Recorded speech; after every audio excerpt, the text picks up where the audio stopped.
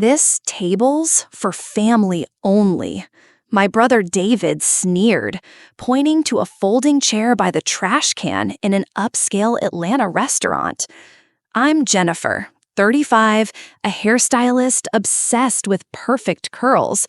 But I never imagined my family would make me feel like an outsider.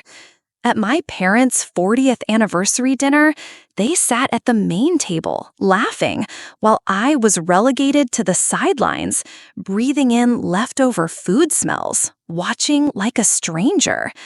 I poured my heart into my craft, but they still looked down on me, then forced me to foot the $2,200 bill for a party I barely enjoyed. The sting of their dismissal burned, but I vowed they'll see me differently one day. What took me from outcast to owner of Atlanta's hottest salon chain? And why did my family end up apologizing in tears? Drop a comment telling me where you're watching from, and hit like if your family ever made you feel small. My story will surprise you. Don't miss it. Every morning, I wake in my cozy Atlanta apartment, sunlight slipping through the curtains, warming my desk cluttered with hair tools and photos of clients beaming with fresh cuts. I'm Jennifer, 35, a hairstylist who turns hair into art at my small salon, Hair Haven. It's where I hear stories, from single moms to young women prepping for first dates. But my family, mom, dad, and brother David, see me as a failure, never worthy of the pride they shower on David, a wealthy surgeon.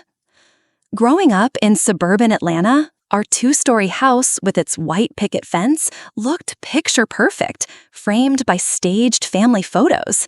Dad, a construction engineer, and Mom, a bank clerk, were busy but comfortable, raising David and me with ease. David, 3 years older, was their star, handsome, brilliant, always winning awards. The difference showed early. For his birthday, David got a shiny new bike. I got a discounted toy set. Your brother needs encouragement for his talents, Mom explained when I asked why. By 8, I learned to swallow disappointment. While David was chauffeured to tutoring, I biked to the library, borrowing books on art and fashion. Grandma Clara was the only one who saw my passion. Summers at her house near Stone Mountain, I'd sketch hairstyles for hours, listening to her stories of women defying odds. "You've got your own spark, Jennifer," she'd say. "Don't let anyone dim it." Her words were my refuge, fueling my dream to open a salon and prove my worth. In high school, I joined the art club, teaching myself to cut hair from videos and practicing on friends. My art teacher, Miss Thompson, praised my creativity. But when I told my parents about my painting award, Dad said, "Nice, but you should study something practical like David." By then, David was in med school, and every family conversation revolved around his achievements. I worked part-time at a local salon, saving every penny for my dream, despite my parents calling it a dead-end job. By 30, I opened Hair Haven with a small loan and savings. It quickly became a local favorite for my unique styles and care. Clients like Maya, a lawyer, said my cuts gave her courtroom confidence. But my family never visited. Mom once remarked, "If you'd gone to college like David, you'd have a better life." Her words stung like a needle, yet I held on to hope they'd one day see my worth. The 40th anniversary dinner for my parents was held at the lavish Georgian Terrace restaurant. I arrived excited, wearing a carefully chosen emerald dress, hoping for a chance to connect with family. But as I walked in, I saw them filling the main table, adorned with flowers and candles. David, in an expensive suit, stood and pointed to a folding chair by the trash can in the corner. "Jennifer, your spot's there," he said, voice laced with mockery. My parents chuckled, as if it were a harmless joke. I froze, the world shrinking to that chair. I sat, forcing a smile to hide the humiliation. The stench of leftover food from the trash mixed with the main table's lively chatter. Relatives' sneering glances and biting comparisons. The brilliant surgeon versus the hairstylist tightened my chest. Was my work, my passion, truly worthless to them? Deep inside, a fire sparked. I wouldn't let them define me.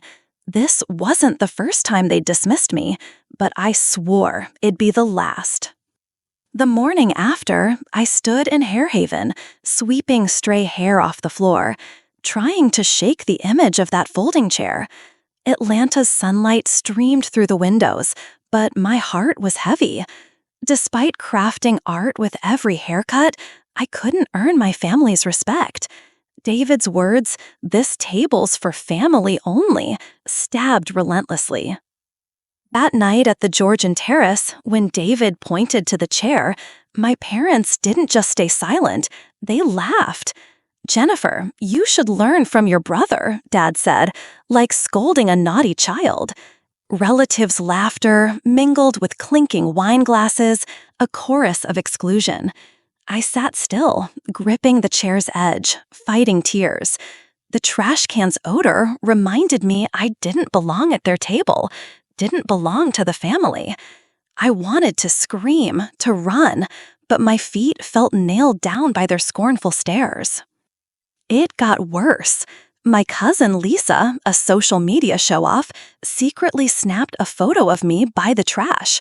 She posted it on Instagram with the caption, "Real families here, and someone's in their rightful place." Within hours, it spread. Friends, old clients, even strangers left mocking comments. A hairstylist at the main table? Nah, trash can's the perfect spot. Each word pierced my pride. The humiliation wasn't private anymore. It was a public joke. Back in my apartment, I curled up on the couch, my phone buzzing with social media notifications. I wanted to delete my account, to vanish. But then I thought of Grandma Clara. She'd shared how her ex-husband belittled her for being a seamstress, yet she built her own shop, becoming her town's pride. "Don't let others define you," she said. I wiped my tears, opened my laptop, and reread client messages. Maya, the lawyer, wrote, "Your cut gave me confidence before a judge." A 16-year-old messaged, "Jennifer, I've never felt so pretty." Their words were light, reminding me I had worth, even if my family didn't see it. The next day, I got to the salon early, determined not to let pain drown me. While cutting hair for Sarah, a regular, she noticed my expression. "Jennifer, what's wrong? You look like you haven't slept." I told her briefly about the party, the chair, the photo. Sarah, a single mom, once scorned by her in-laws, took my hand. Family isn't always blood. Sometimes strangers see your value. She showed me a photo of her daughter, glowing with a cut I'd done for her graduation. "This matters more than 1,000 insults," she said. Sarah's words fanned my fire. I started responding to Lisa's post comments, not to argue, but to stand tall. "Thanks for the attention. I'm proud to be a hairstylist, helping clients shine daily. Try Hair Haven if you're curious." Some apologized, old clients defended me. Slowly, the salon got busier, not just for cuts, but because my story spread. People who'd been overlooked came, sharing tales of being sidelined by family or friends. Hair Haven became more than a salon. It was a place to heal. But my family didn't budge. A week later, Mom called, not to apologize, but to remind me about David's birthday gift. Lisa's post was a bit much, but don't make a fuss, she said, as if I'd caused the drama. I sighed, realizing they'd never see their fault. David texted, brazen, "You good, sis? Heard your salon's booming thanks to Lisa's pic." I didn't reply, but vowed, if they think I belong by the trash, I'll turn that place into a throne. I made a plan. I wouldn't just keep the salon, I'd grow it, making Hair Haven a symbol of resilience. I contacted a local journalist, pitching a campaign to honor the overlooked. I wanted my story to inspire not just me, but anyone pushed aside. But first, I faced a bigger hurdle, the $2,200 bill my family forced me to pay, a final slap to my dignity. That night, on my bed, I stared at the ceiling, imagining the day I'd face my family, not with tears, but with a victor smile. That folding chair wasn't shame anymore. It was the start of a journey to make them rethink. Have you ever been deeply hurt by family? How did you rise? Share in the comments, and if this story hits you, hit like. My journey's just beginning, and what's next will keep you hooked. After Lisa's viral post, I sat in my small apartment, Atlanta streetlights flickering through the curtains, shining on a desk piled with unpaid salon bills. The hum of Peachtree below faded, but my mind stayed trapped at the Georgian terrace, where my family didn't just belittle me, they tried to bleed me dry. That $2,200 bill for a party where I sat by the trash was a final blow, forcing me to stop letting them hurt me. That night, as the waiter brought the $2,200 bill to the main table, my family turned to me. David, in his pricey suit, raised an eyebrow, voice dripping with sarcasm. "Jennifer, you got this, right? It's not like you're doing anything big." My parents stayed silent, their eyes agreeing, as if I was expected to pay because I was the lesser one. Relatives stopped talking, waiting for my reaction. My heart pounded, blood rushing to my face. "This isn't my table," I said, voice calm but sharp. Inside, I was breaking, realizing they didn't just belittle me, they wanted to use me. I stood, the folding chair creaking on the wooden floor. "Thanks for the memorable night," I said, voice trembling but firm. David's shocked stare and Dad's frown showed they didn't expect me to push back. I walked out of the restaurant, not looking back, feeling like I'd shed a weight I'd carried for years. Atlanta's night air was cool, the scent of magnolias from a nearby park drifting by, but a fire blazed inside me. Driving home in my rattling old Honda, I swore this was the last time my family would hurt me. I'd never be their shadow again. In my apartment, I sank onto the couch, clutching a cold coffee mug. That $2,200 bill wasn't just money. It was a symbol of the unfairness I'd endured since childhood. I remembered David getting a new car, his med school tuition paid, while I took loans to open Hair Haven. My parents once said, "David's the family's future. You just need to be stable." Stable? I built a beloved salon, helped hundreds of clients shine. Yet to them, I was just the hairstylist by the trash. The next morning, I got to Hair Haven early, but my heart was still heavy. Sarah, a regular, walked in beaming. "Jennifer, my last cut got so many compliments," she said, then noticed my face. "What's wrong?" I told her about the bill, how my family forced me to pay after sidelining me. Sarah, once scorned by her in-laws, shook her head. "They don't deserve you. But you know what? Sometimes you have to walk away to show them what they've lost." She showed me a photo of her daughter, radiant with a cut I'd done for prom. "This is your worth," she said. Sarah's words fueled my fire. I opened my phone, seeing Mom's text. "Jennifer, you're overreacting. It's just a bill." I gave a bitter smile, realizing they'd never get it. David texted too. "Don't be mad, sis. Think of it as helping family." I deleted the messages, vowing not to pay a cent. They wanted me to play the loser? I'll show them my strength. I took action. Checking my bank account, I saw the salon's savings. Enough for next month's rent, but no extra for their $2,200. Still, I knew I couldn't cave. I called the local journalist from last week, doubling down on my From the Sidelines campaign to honor the overlooked. "Your story's powerful," she said. "Give me a few days. I'll set up an interview." I nodded over the phone, feeling like I'd laid the first brick of a new path. But my family didn't let up. That afternoon, Dad called, voice stern. "Jennifer, you embarrassed us by walking out. Pay the bill. Don't make people think you're cheap." I took a breath and said, "Dad, I'm not paying for a party where I was treated like a stranger. If you want to talk about shame, look at how you all treated me." I hung up, heart racing, but not from fear, from pride.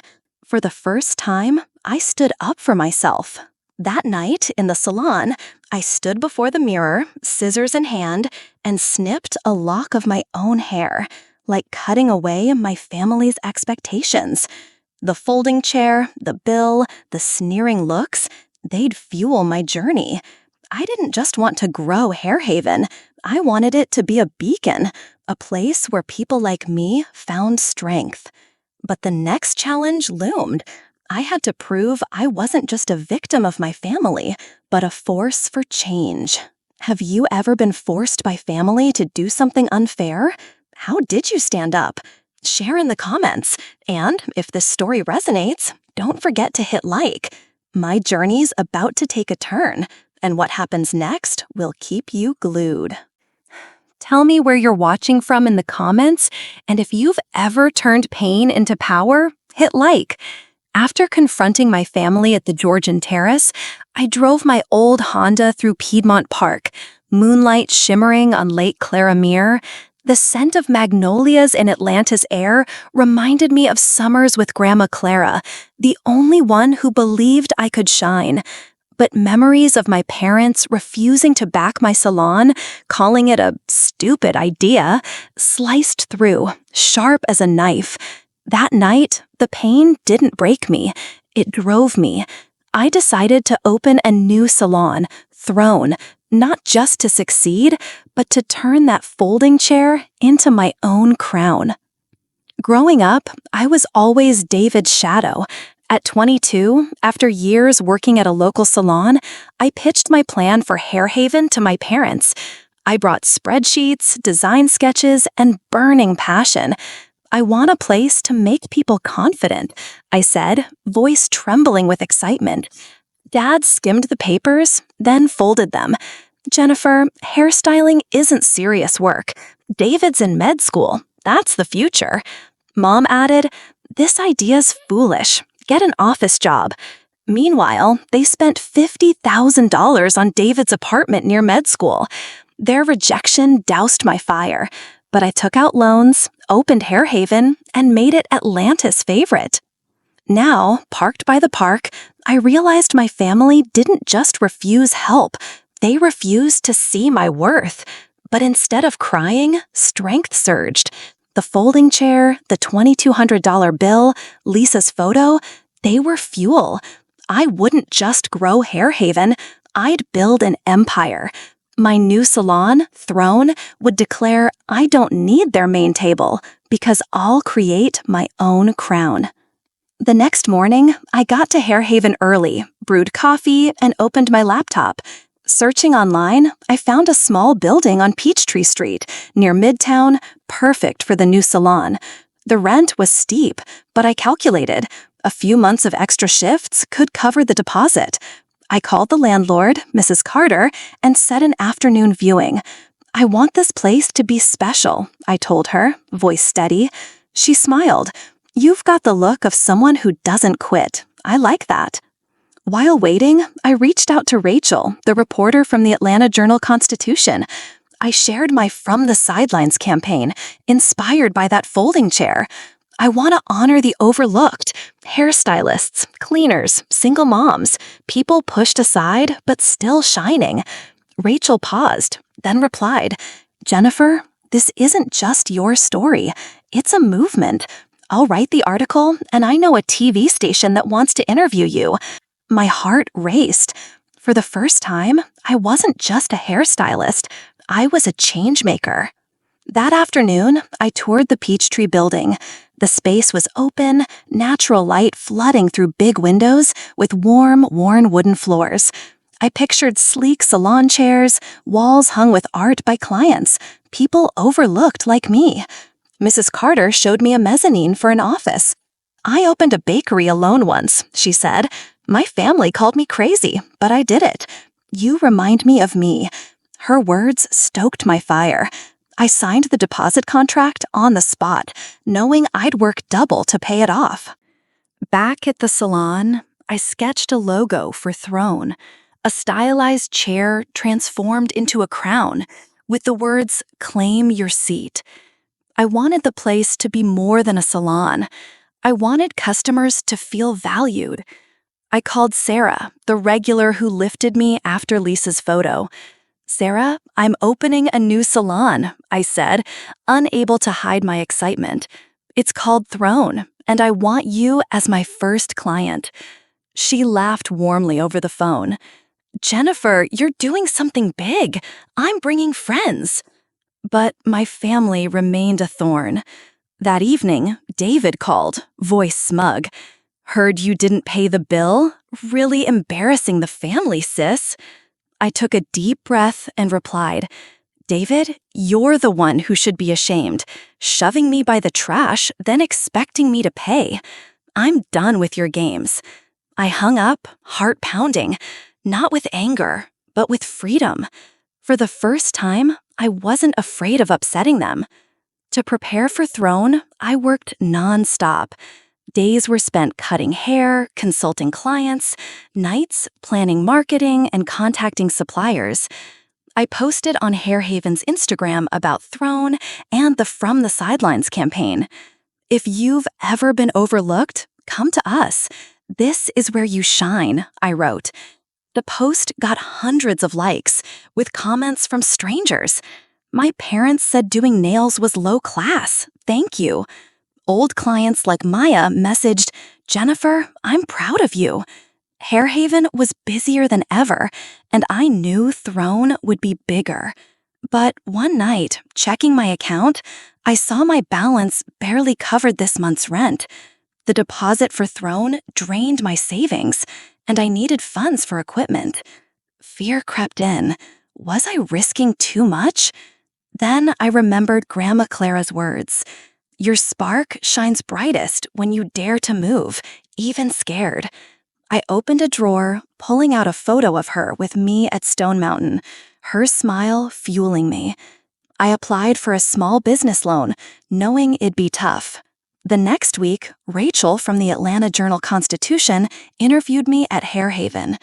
Sitting among salon chairs, I shared about the folding chair, my family's dismissal, and Throne. "I want people to know their seat isn't decided by others," I said, voice shaking with emotion. Rachel scribbled, eyes gleaming. "Jennifer, this story will touch thousands. Ready for TV?"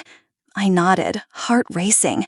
This was a turning point, not just for me, but for everyone pushed aside. That night, in the salon, I stood before the mirror, scissors in hand, snipping another lock of my hair, like shedding fear. The folding chair wasn't shame anymore. It was the start of my empire. But I knew my family wouldn't stay quiet as my story spread. Would they face me or keep denying? How have you turned pain into drive? Share in the comments, and if this story inspires you, hit like. My journey's about to explode, and you won't want to miss what's next. 3 months after signing the Peachtree lease, I stood in the newly opened Throne salon, the scent of fresh paints and magnolias from congratulatory bouquets filling the air. Atlanta's sunlight streamed through big windows, lighting the Claim Your Seat logo on the wall. Last night, I cut the ribbon with Sarah and loyal clients. Today, the place was packed. Looking at the filled salon chairs, I didn't just see customers. I saw my dream come true, turning that folding chair by the trash into a crown. Throne wasn't just a salon. It was a statement. Every detail made clients feel valued. walls hung with art by customers sharing their stories of being overlooked, a corner with a Your Throne storyboard for their words. My From the Sidelines campaign, sparked with Rachel, took off. Her Atlanta Journal-Constitution article, From Trash to Throne, A Stylist's Fight for Respect, went viral in a week, shared thousands of times. Clients from across Atlanta, workers, teachers, even a local celebrity singer, flocked to Throne, not just for haircuts, but to share their tales. I remember one afternoon styling Maya, my regular lawyer client, when she grabbed my hand. "Jennifer, this salon isn't just beautiful, it's soulful. I see myself here." She pointed to her painting on the wall, torn ballet slippers, symbolizing the time her family mocked her for dancing. Stories like Maya's made Throne a community, a place where the sidelined found strength. A single mom shared how her ex called her useless. A delivery driver told of parents scorning him for skipping college. Each story was a brick in my empire. But success wasn't easy. To open Throne, I worked 16-hour days, cutting hair, negotiating with suppliers. The small business loan I applied for was approved, but repayments loomed large. Some nights, on my apartment couch, hearing Peachtree's traffic, I wondered if I could keep going. Then I thought of Grandma Clara, hand-sewing wedding dresses to raise her family. "You're stronger than they see," she'd said. I opened my phone, looked at her photo by Stone Mountain, her smile warming me. I got up and kept going. The From the Sidelines campaign didn't stop in Atlanta. A month after the article, I got an email from the Kelly Clarkson Show. "We want you to share your story about Throne and your campaign," it read. My heart pounded. From the hairstylist by the trash, I was about to face a national audience. I called Sarah.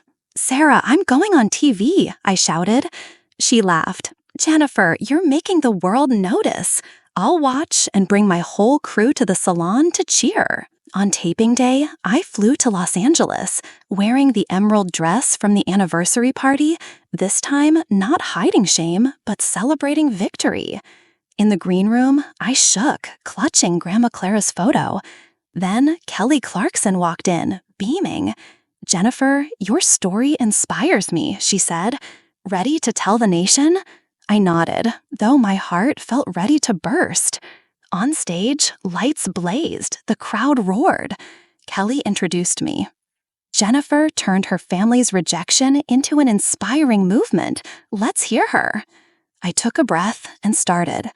3 months ago, I sat by a folding chair next to the trash at my parents' anniversary. My brother said, "This table's for family only." It broke me, but it woke me up. I opened Throne Salon to tell everyone, you don't need their main table. You can build your own crown. I shared about From the Sidelines, clients finding strength at Throne. The crowd went quiet, then erupted in applause. Kelly wiped tears, saying, "Jennifer, you're not just doing hair, you're changing lives." She turned to the audience. "Who here's been overlooked?" Hundreds of hands shot up, and I knew I wasn't alone. For the first time, I felt my worth didn't need my family's nod. That folding chair became a symbol for thousands, not just me. Back in Atlanta, Throne exploded. Clients lined up on Peachtree Street, from everyday folks to a Hollywood actor filming in Georgia. National media called Throne a beauty movement with soul. I hired 3 more stylists, all once dismissed by their families, training them not just in skills, but in self-belief. One afternoon, styling a young girl, she said, "Jennifer, I saw you on TV. I want to be like you," turning hate into drive. I smiled, leading her to the Your Throne storyboard, where she wrote, "I'm not invisible." But my family started to notice. A week after the show, Mom called, voice hesitant. "Jennifer, we saw you on TV. You did great." I waited for an apology, but she only said, "Come to dinner this weekend. We miss you." I sighed, realizing they still didn't get it. David texted, "Famous now, huh? Don't let that folding chair go to your head." I deleted it, not replying. They could see my success, but I didn't need their gaze to shine. As a kid, I'd sit in our living room, hearing my parents brag about David while I quietly sketched hairstyles. Once, I showed Dad a drawing, hoping for praise. He glanced and said, "Don't waste time, Jennifer. Do something real." Those words made me cry all night, but now, enthroned, I'd turned unreal into reality. Every client leaving with a fresh cut proved I didn't need their main table. Throne isn't just a salon, it's a movement. One evening, outside the shop, I watched Peachtree Street's bustle. A girl stopped, pointing at the Claim Your Seat logo. "I want to do hair here when I grow up," she said. I handed her a salon card, saying, "You'll have your own seat, and no one can take it." In that moment, I knew I'd done what Clara believed, turned my spark into a torch for others. But I sensed a storm brewing with my family. As my story spread, they'd have to face how they treated me. Would they own up or keep denying? Have you ever stood up to those who dismissed you? What helped you find your own crown? Share in the comments, and if this story moves you, hit like. My journey's reaching a peak, and you won't want to miss what's next. One evening, as Throne became Atlanta's spotlight, I sat in my small mezzanine office, Peachtree's lights glinting through the window, illuminating the Your Throne storyboard, covered with clients' notes.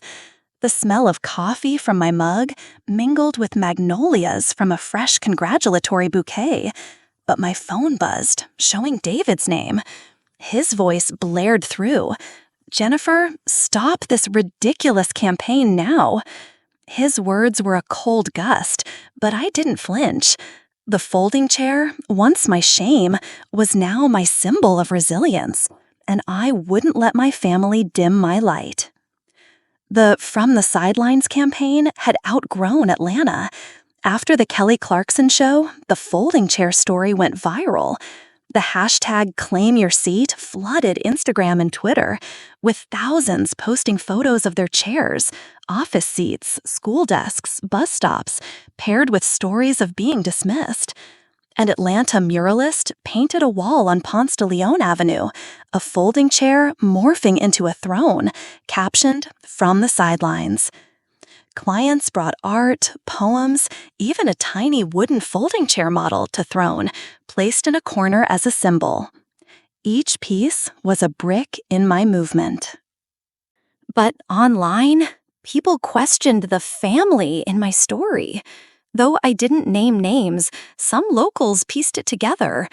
A tweet read, "Who pushes family to sit by the trash? What kind of people?" Outraged comments spread, with hashtag #trashfamily trending. A friend of David's messaged me, "Jennifer, your family is getting dragged everywhere. They're not happy." I didn't want revenge, but the truth I shared had unleashed a storm they couldn't dodge. David called that night as I scheduled Throne appointments. His voice cut like a knife. "You know we're being mocked because of you, right? End this campaign, delete the articles, and stop mentioning that chair. You're ruining our reputation." I gripped the phone, recalling age 15, when I won a school art prize. I showed David my painting, hoping for praise, but he smirked, "Haircuts and doodles won't get you far, Jennifer." That hurt for weeks, but now it only strengthened me. "David," I said calmly, "I'm not ruining the family. I'm telling the truth. If you're ashamed, look at how you treated me. This campaign isn't about you. It's for people like me." I hung up, heart racing, but not from fear, from freedom. The next morning, I got to Throne early, brewed coffee, and opened Instagram. A new client, Aisha, posted her cut I'd done, captioned, Thanks to Jennifer and #ClaimYourSeat. My dad said poetry was useless, but now I'm enough. It had hundreds of likes, and I realized the campaign wasn't just mine. It belonged to everyone pushed aside. Sarah walked in with homemade cookies. "Jennifer, Atlanta's buzzing about you," she said, eyes bright. "But watch out, your family won't stay quiet." I nodded, knowing she was right.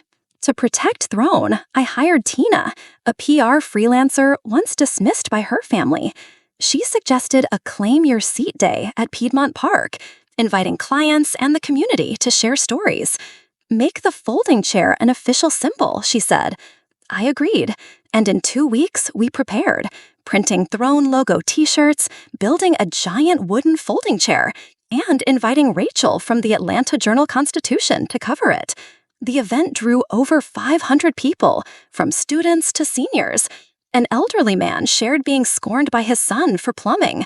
A girl drew a winged folding chair, saying, "I want to fly like Jennifer." The crowd cheered, and I stood there, tears falling silently. This wasn't revenge, it was healing. But my family wouldn't back down. A week after the event, Mom called, voice shaky. "Jennifer, you're making us miserable. People are asking why we treated you like that. Can't you forgive?" I took a deep breath, recalling age 10, when I spent hours decorating Mom's birthday cake. She glanced at it and said, "David aced his test. That's the real gift." That broke me then, but now it didn't define me. "Mom," I replied, "I'm not doing this to hurt the family. I'm doing it to heal myself and others. If you're suffering, ask why you chose to dismiss me." She went silent, then hung up. For the first time, I felt no guilt. David tried again, sending a long email threatening to sue if I defamed the family. I showed it to Tina, who laughed. "They're scared of the truth, Jennifer. Keep going." I refused to stop. I posted on Throne's Instagram, sharing a photo of the giant folding chair from the event, captioned, "This isn't about revenge, it's about strength. #ClaimYourSeat." The post went viral, inspiring artists to create paintings and songs about the folding chair.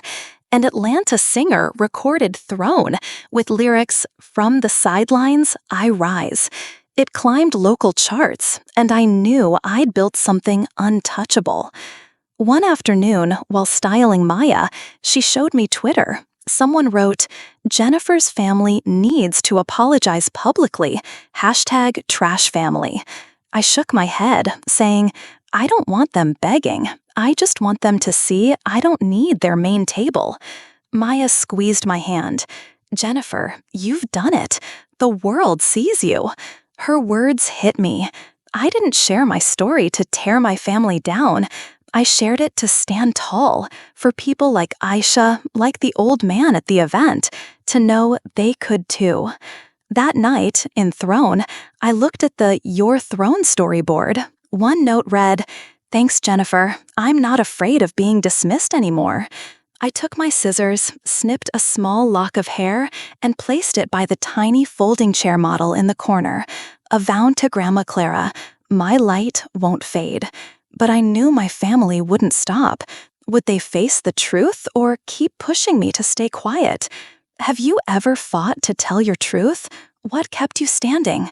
Share in the comments, and if this story moves you, hit like. My journey's nearing its end, and you won't want to miss the final moment. A week after Claim Your Seat Day at Piedmont Park, I stood in Throne, Atlanta's sunlight streaming through the windows, glinting off stray hair on the wooden floor. The scent of magnolias from Maya's congratulatory bouquet mixed with laughter from clients sharing on the Your Throne storyboard. But my phone buzzed. Mom texted, "Jennifer, come to dinner tonight. We need to talk." The invite stopped me, bringing back the folding chair at the Georgian Terrace, but now I didn't need their main table to feel enough.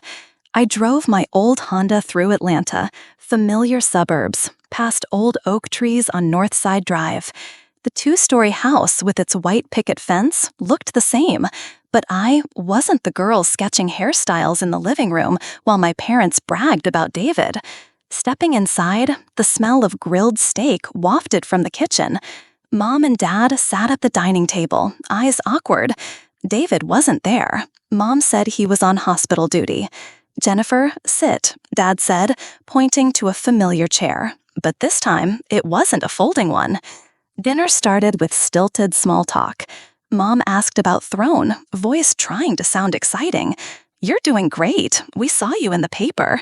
Dad added, "We're proud of you." But I waited for the real words. Finally, Mom sighed, setting down her spoon. "Jennifer, we were wrong. We favored David and we didn't see your value. We're sorry." Dad nodded, but his eyes dodged mine, as if the apology was a chore. I thought of age 12, saving money for a hairstyling book. I showed Mom, but she said, "David got a scholarship. That's worth celebrating." That shattered me then, but now it was just a memory. "Thanks, Mom, Dad," I said, voice steady. "But I need more than sorry. I need to live for me, not your expectations." Mom blinked, surprised. Dad frowned. "We're trying to fix this, Jennifer. Can't you forgive?" I gave a small smile. "I forgive, but I need space. I don't want your main table. I've got my own throne." The air grew heavy, but I felt light. For the first time, I wasn't afraid of disappointing them. Driving back down Peachtree Street, city lights sparkling, I reflected on my journey. At Throne, I opened the salon late. Neon lights lit up the chairs, each a small throne. I walked to the Your Throne storyboard, reading a new note. "Thanks, Jennifer. I'm not afraid of being called a failure." I took my scissors, snipped a tiny lock of hair, and placed it by the folding chair model, a promise to Clara. I'd live true to my light. The next morning, Sarah walked in with coffee. "Jennifer, you okay? Heard you saw your family last night." I shared about the dinner, their half-hearted apology. She took my hand. "You don't need them to shine. Look at this place. You built a kingdom." She pointed to a client's painting, a folding chair with a crown. Her words sparked joy. I looked at the hairstyles I'd created, from Maya's wavy curls to Aisha's pixie cut. Each was a story, and I knew I'd found my place. Throne grew busier, not just for the hairstyles, but for its spirit. One afternoon, while consulting a girl who wanted a cut to become herself, I got an email from the Kelly Clarkson Show. They invited me back to share about Claim Your Seat Day. I smiled, recalling David's smug demand to stop the campaign. "Not my table," I told myself, a mantra of self-ownership. I didn't need my family to define my worth. I'd done that through Throne and the people who believed in me. But my family kept reaching out. Mom texted, inviting me to Dad's birthday, but I politely declined. "I'm busy with the salon, but wish Dad well," I wrote. David emailed, less harsh. "Sis, I don't want to fight. Can we talk?" I didn't reply yet, but I knew one day I'd face him. Not to reconcile on his terms, but to show who I am. As kids, I'd sit beside David in the family car, listening to him brag about test scores while I quietly dreamed of a salon. Now, that dream was real, and I didn't need his nod to validate it. Standing in Throne, I looked at the Claim Your Seat logo on the wall, feeling joy from living true to myself. The folding chair wasn't pain anymore. It was proof I could rise, even when pushed aside.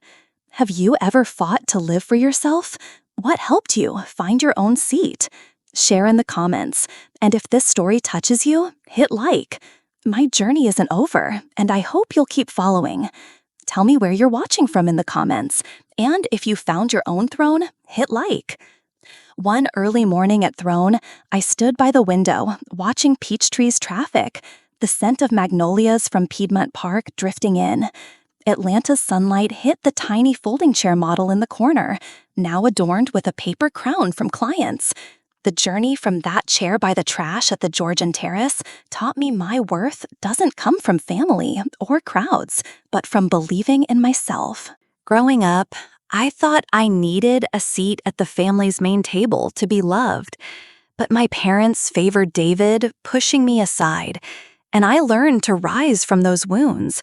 Throne isn't just a salon. It's proof I don't need their gaze to shine.